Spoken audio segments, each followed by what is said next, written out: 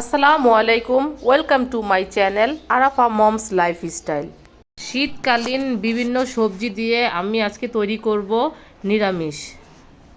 আমি এখানে অনেক ধরনের সবজি নিয়েছি, আপনারা দেখতে পাচ্ছেন ফুলকপি, গাজর, মূলা, লাউ, পেঁপে, সিম, বেগুন, আলু, আরও অনেক ধরনের সবজি।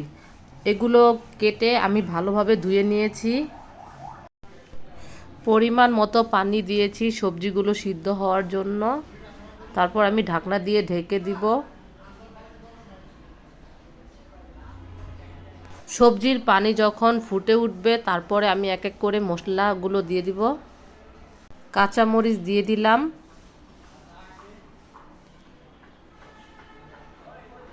সামান্য পরিমাণ আদা রসুন বাটা দিয়ে দিলাম। তারপর হালকা নেড়ে চেড়ে নিব।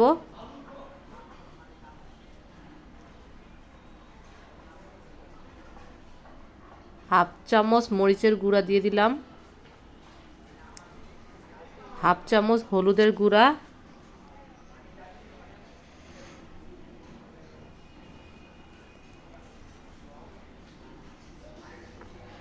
তেজপাতা দিয়ে দিলাম,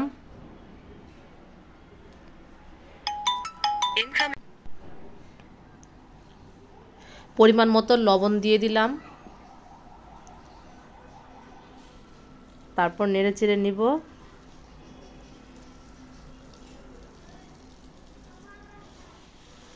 ঢাকনা দিয়ে ঢেকে এখন সবজিগুলো সিদ্ধ করে নিব। ঢাকনা তুলে আবার একটু নেড়ে চেড়ে নিলাম। তারপর নরম সবজি বেগুন টমেটো দিয়ে দিয়েছি, কারণ বাকি সবজিগুলো আধা সিদ্ধ হলে তখন আমরা এই বেগুন আর টমেটো নরম জাতীয় সবজিগুলো দিয়ে দিব। মটরশুঁটি দিয়ে দিলাম।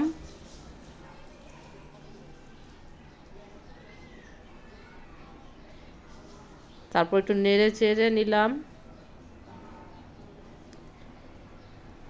সবজিগুলো সিদ্ধ হচ্ছে।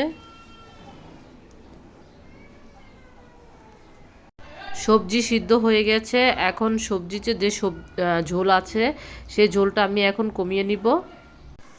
এখন সবজি বাগার দেওয়ার জন্য প্রথমে দিয়ে দিলাম সরিষার তেল, সাথে দিয়ে দিলাম শুকনা মরিচ, তারপর দিয়ে দিলাম রসুন কুচি,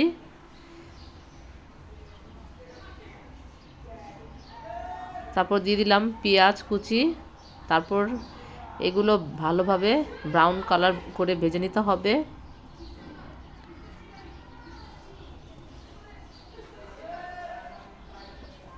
ব্রাউন কালার করে ভেজে নিব।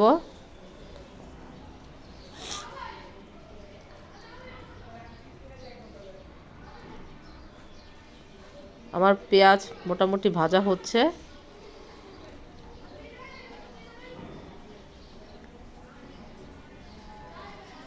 এখন দিয়ে দিলাম পাঁচফোড়ন, আস্ত পাঁচফোড়ন দিয়ে আবার পেঁয়াজ রসুনটা নেড়েচেড়ে নিব।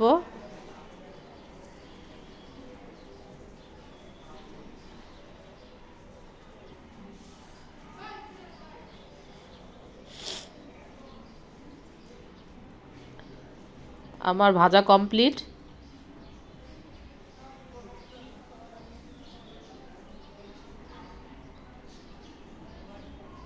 এখন এগুলো সবজিতে দিয়ে দিব। দিয়ে ভালোভাবে নেড়েচেড়ে নিব হালকাভাবে।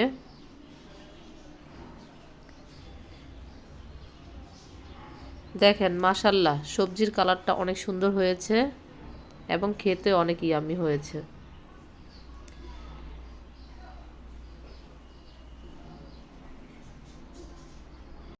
ধনিয়া পাতা দিয়ে আমি এখন নিরামিষ নামিয়ে নিব। আমার রান্না প্রায় কমপ্লিট। দেখেন কত সুন্দর হয়েছে রান্নাটা। অনেকে সবজি খান না, আমার এই স্টাইলে কেউ যদি সবজি রান্না করেন অবশ্যই প্লেট ভরে সবজি খাবেন। ভিডিওটা ভালো লাগলে সবাই শেয়ার করবেন, লাইক করবেন। ধন্যবাদ সবাইকে।